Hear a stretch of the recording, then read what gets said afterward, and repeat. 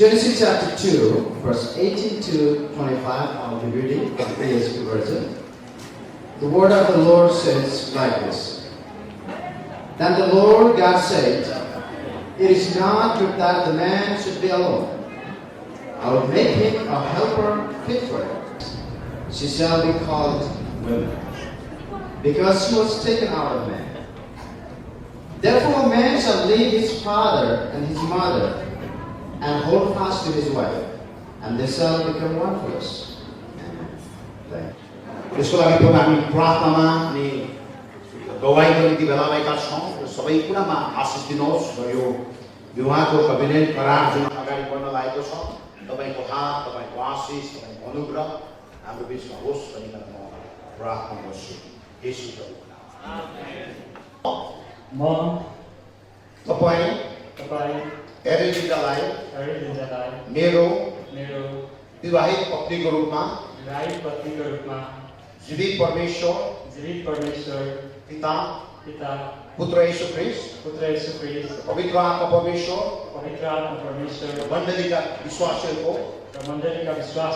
उपस्थितिमा विवाहित पत्नीको रूपमा स्वीकार गर्दछु। दुःखमा सुखमा कष्टमा सम्पन्नतामा गरिबीमा रोगबिमारमा असल स्वास्थ्यमा हरेक जीवनको हरेक अवस्थामा तपाईसँग रहनेछु, तपाईँको वास्ता गर्नेछु, तपाईँ सँगसँगै जिउनेछु। जीवनको हरेक परिस्थितिमा मेरो साथ तपाईसँग हुनेछ। मृत्युले बाहेक कुनै कुराले हामीलाई एकअर्काबाट अलग गर्ने छैन। म यो शपथ जीवित परमेश्वरको नाममा गर्दछु। ताली बजाएर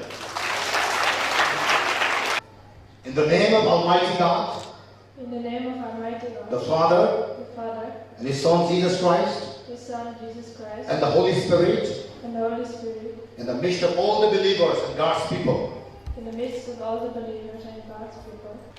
I take you, David, to be my husband, to have and to hold, from this day forward, for better and for worse, for richer, for poorer, in sickness and in health, to love and to cherish, until we are parted by death. This is my solemn vow in the presence of the Lord God Almighty. This is my solid vow in the presence of the Lord God Almighty. Hallelujah. Hallelujah.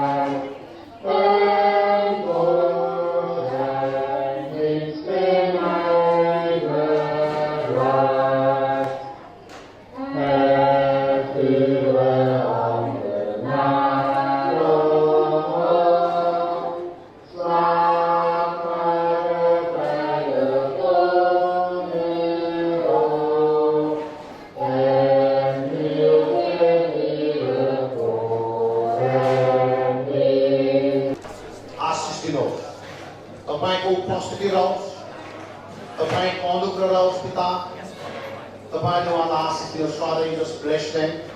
Your grace be upon them, Father God. You give them great unity and love. You help them to achieve the goal that you have set for them, Lord. I speak a word of prosperity to them. They will be prosperous together. They shall hold the dream of the Lord together. There shall be love and respect in their life all the times as long as they live.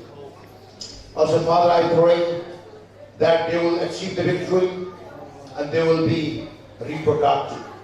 All the blessings you have for the marriage shall be upon them. And the blessing of the Lord shall lead them towards the goal, towards the destination that Lord has set for them. तपाईं परमेश्वरले जुन उद्देश्य उनीहरुमा राख्नु भएको छ त्यो उद्देश्य त्यो आशिषमा डोराइकन तपाईले महिमा दिनुहोस् येशू ख्रीष्टको नाममा आमेन Great Commission Church and Ministries certifies that David and Arlinda have been confirmed and bound by the holy matrimony in IFGF Kathmandu, Nepal on 22nd of March 2018 by Pastor Philip Fisherman. That is the case. यो certificate उहाँहरु आएर दुवैजना लिनुहुनेछ हामी ताली बजाएर यसमा सहभागी हुनेछौँ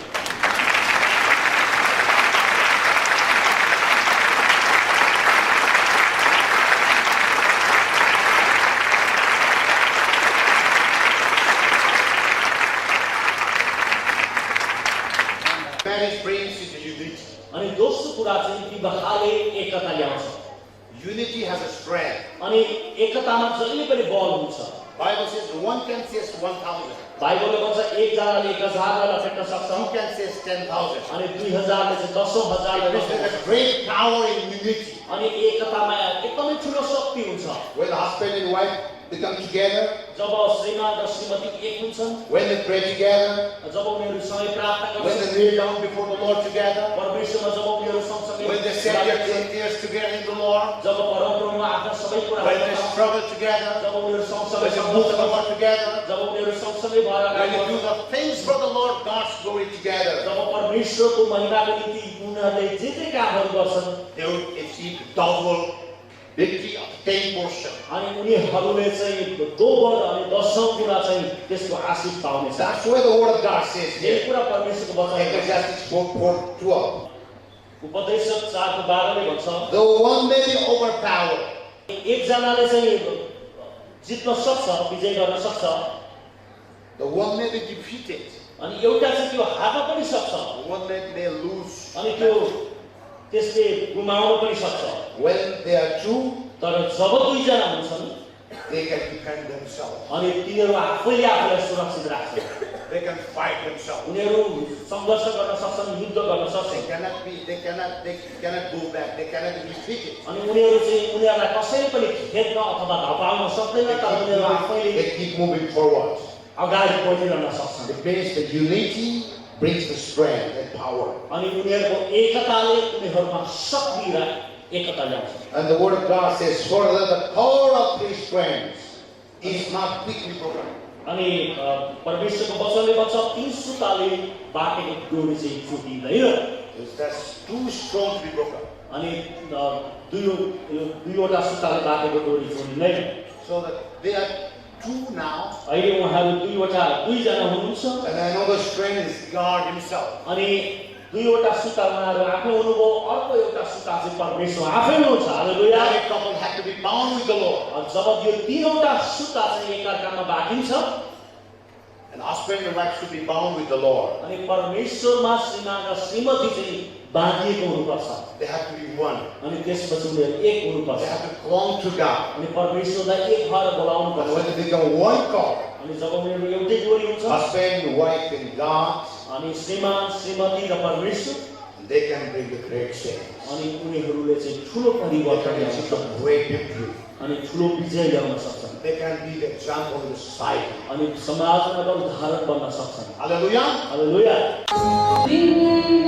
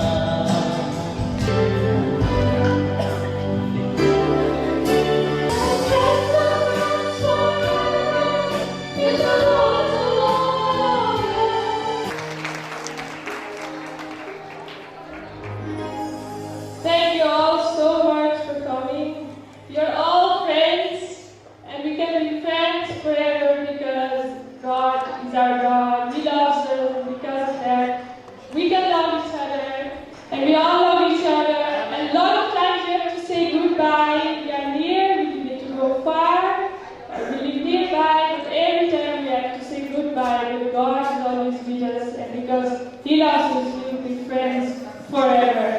Amen. Thank you.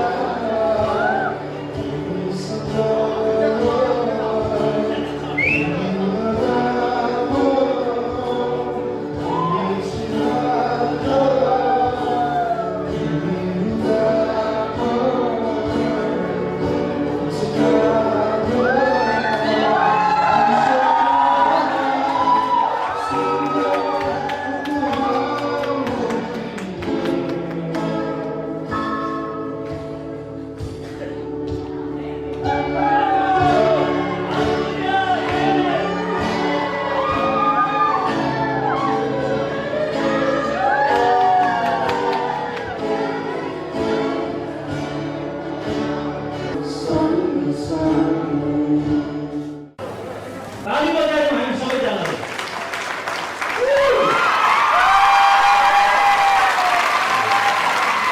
हामी सबैजनालाई भगवान्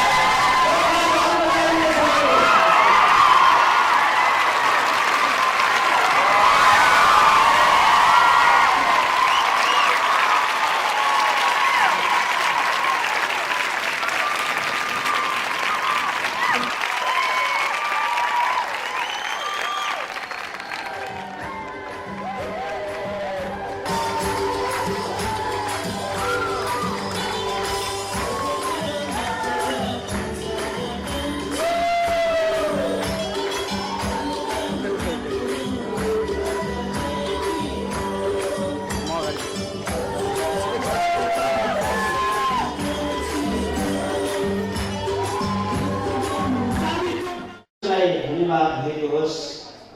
आजको यो सुन्दर दिन परमेश्वरले दिनुभयो, यो शुभ समय परमेश्वर दिनुभयो। धेरै समय अगाडिको प्रार्थनाको उत्तर स्वरूप आज विवाह समारोहमा हामी यहाँ सहभागी भएका छौँ। विशेष गरी डेभिड र आर्यलिनालाई वैवाहिक जीवनमा बाँधिनु भएकोमा उहाँलाई शुभकामना साथै बधाई दिन चाहन्छु। प्रभु हामी प्रार्थना गर्दछौँ आजको यस विवाह कार्यक्रम सुरुदेखि अन्तिमसम्म सबै कुरामा प्रभु तपाईँले आशीष दिनुभयो। यो सबै कार्यक्रमलाई तपाईँले हात दिँदै बिन्ती प्रार्थना माग्दछौँ प्रभु येशू ख्रीष्टको नाममा। आमेन।